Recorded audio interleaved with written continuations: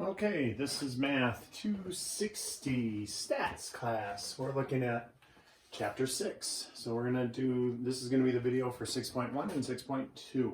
So now, there's a lot of notes written down on the Chapter 6 printout. I only wrote some of it down. I didn't copy the whole thing onto the board here. So we're going to talk about certain things. So the objectives of Chapter 6 is to identify distributions as symmetric or skewed, properties of normal distributions, finding the area under standard normal distribution given z-values, and finding the probabilities for normally distributed variables by transforming them into standard normal variables and specific data values for given percentages. All right. So letter B, it says properties of a normal distribution. So it's continuous variables in their bell-shaped curves. Something that we've heard a lot about in the news. They talk about flattening the curve. And so this is a normal bell-shaped curve or a normal distribution.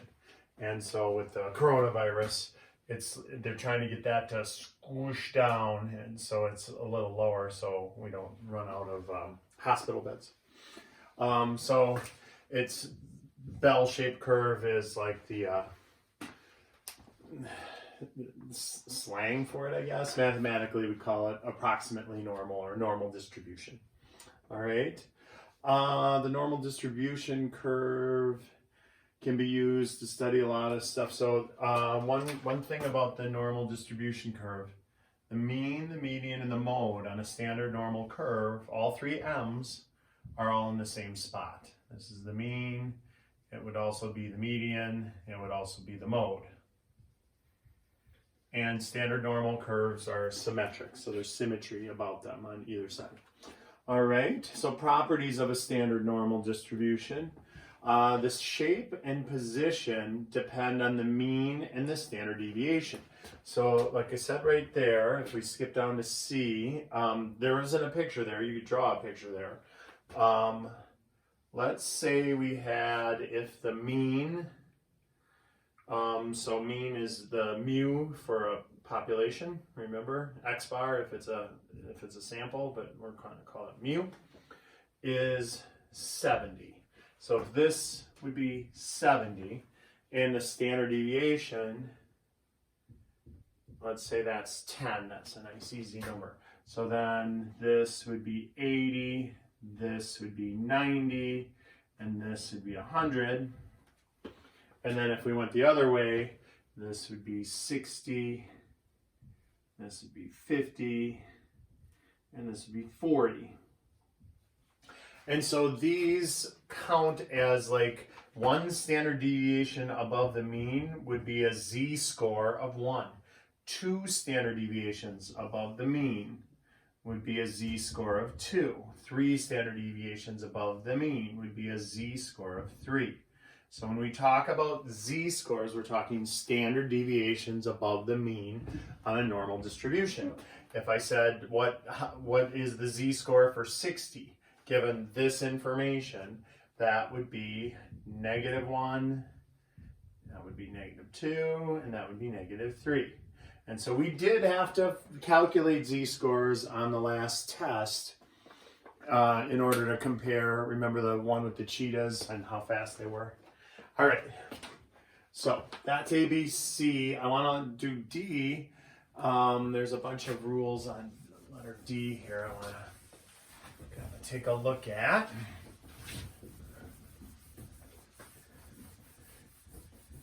So this is Chapter 6 notes. I did not print this packet. I printed 7 through the rest of them, 7 to 11, but I thought I already gave you 6, but I didn't. So you'll have to print this one out on your own. There is a blank copy of it in Blackboard under the Notes tab. All right, so this is letter D, the properties of the theoretical normal distribution.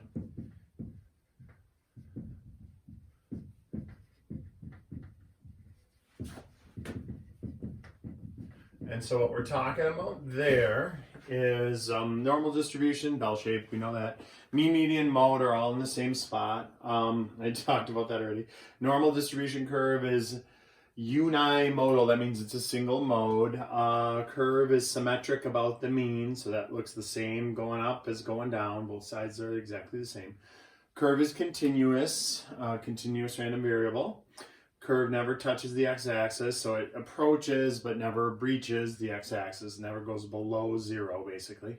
Total area under the distribution is always 100%. And the area under the curve, h, this is the one that I want to squeeze a little picture in. Now there is a picture drawn, but you might want to do like 3 different pictures of the same thing. Let me show you what I'm talking about. So there's a rule 68, 95, 99.7% rule, which is, it just is an approximation. And the approximation states that, look, if this is the mean right here and right there, if I go 1 standard deviation above and below the mean, 1 standard deviation above, 1 standard deviation below. So this is z is equal to 1, this is z is equal to -1. The area inside of there is the middle 68%, approximately the middle 68%. All right? If I go 2 standard deviations above and below the mean, that area is 95% of all the data, all the area under the curve. And if I go 3 standard deviations above and 3 standard deviations below, that area should cover 99.7% of all of the area under the curve. All right? It doesn't exactly roll off the tongue. 68, 95, 99.7. All right, so z values, let's look at page 2. We have z values, standard, normal, and so that one, again, I want you to draw a picture. C3PO is my TA. He holds my markers and my eraser. All right. So let's take a look at letter E on page 2 here. The z value minus the mean divided by the standard deviation is the z-score. And again, you already knew that. We had to do that on the last test.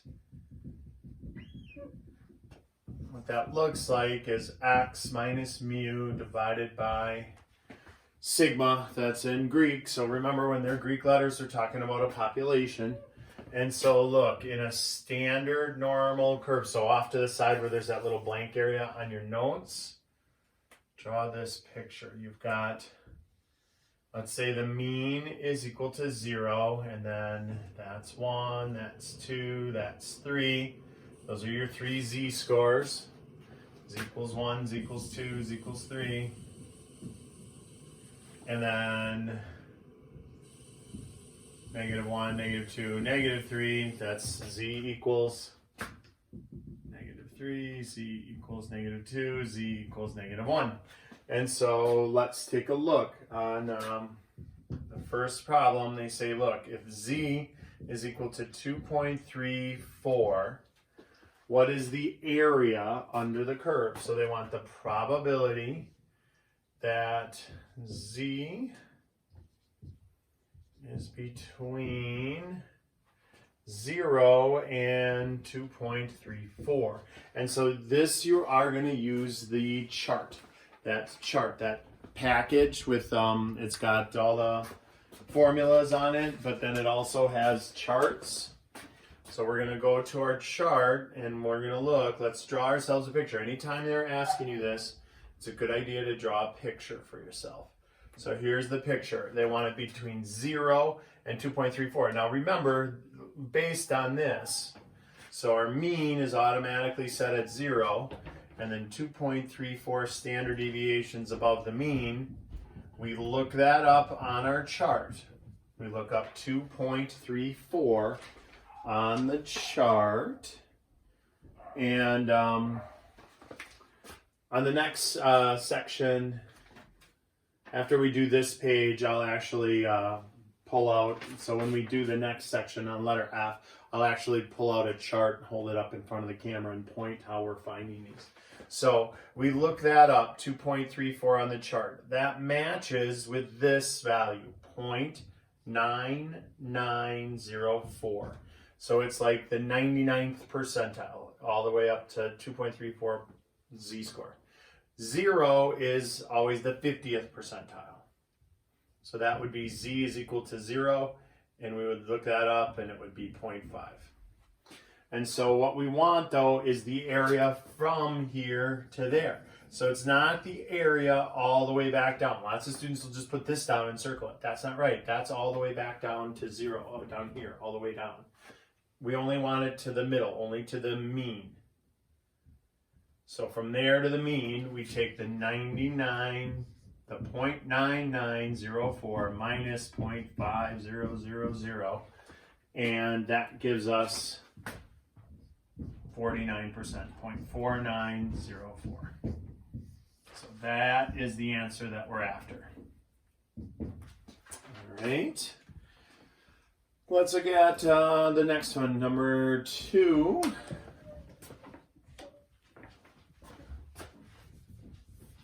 They want it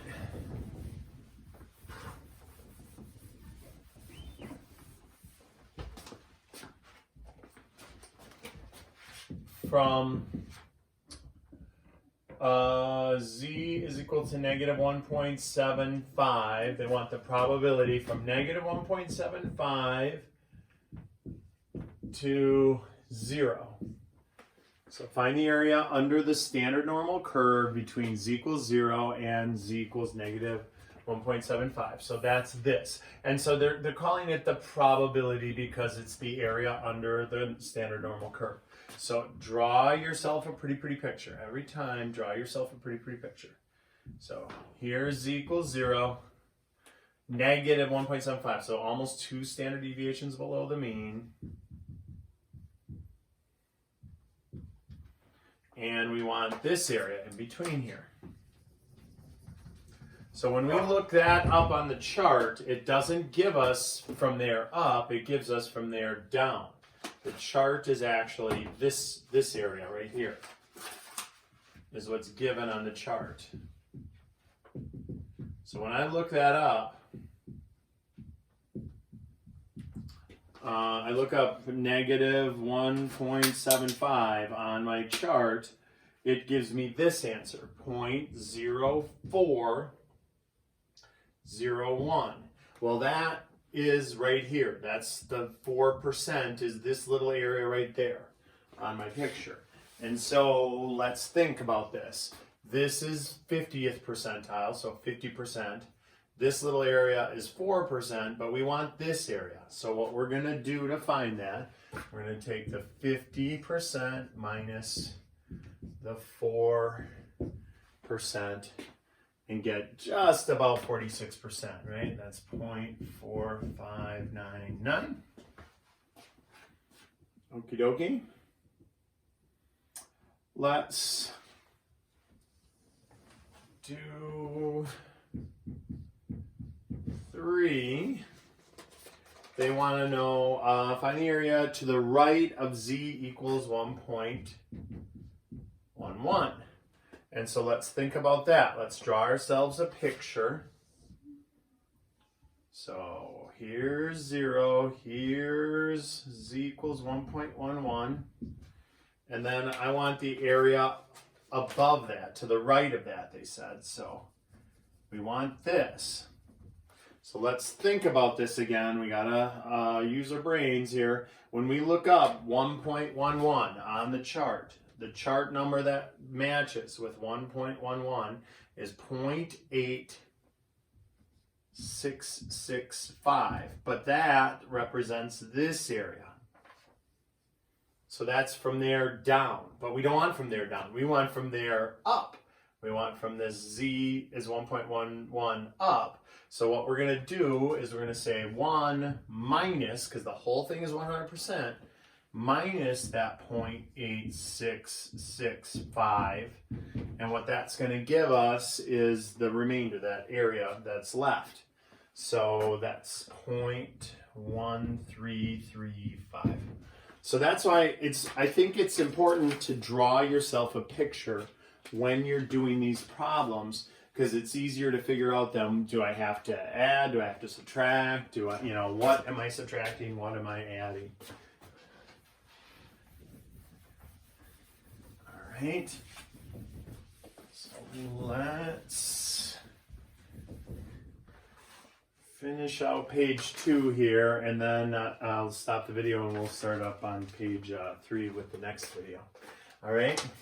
So this is, let's see, I was on 4 is find the area to the left of z equals negative 1.93. So that is the probability that z is less than negative 1.93, which this one's going to be super easy because that's actually how it is reported on the chart. So this one we're just going to have to look up. Remember, this is equals 0, just for reference. That's always the mean. So negative, almost negative 2 standard deviations below the mean, down here, 0.93. And they want it to the left. To the left, to the left, to the left. That area. And when I look up negative 1.93 on my chart, that actually is the area that's reported. It's 0.0268, but that is what I wanted. I wanted the area below that. And so that one I don't have to add or subtract or set up. We just had to look it up and circle it. So anytime they're asking for the area to the left of a z-score, when you look it up on the chart, that is going to be your answer. You won't have to do any screwing around. Again, though, I think the picture helps. The pictures always help to figure out if I have to add or subtract or what. So look, this one said, hey, z is equal to 2 and z is equal to 2.47, and I want the area in between those two. So to figure that out, the probability of that z is between those two numbers, that's going to be a pretty small area. So look, we'll draw ourselves a pretty picture.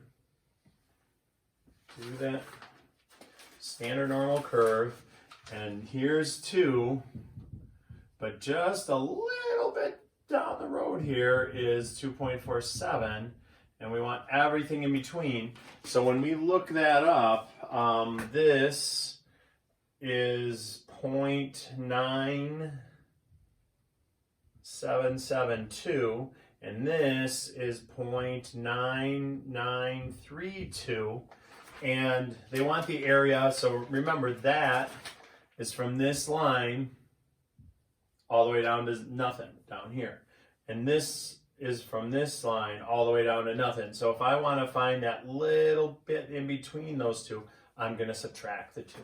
So it's going to be 0.9932 minus 0.9772.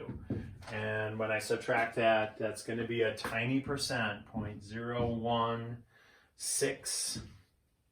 So about 2%, 1.6% to be exact.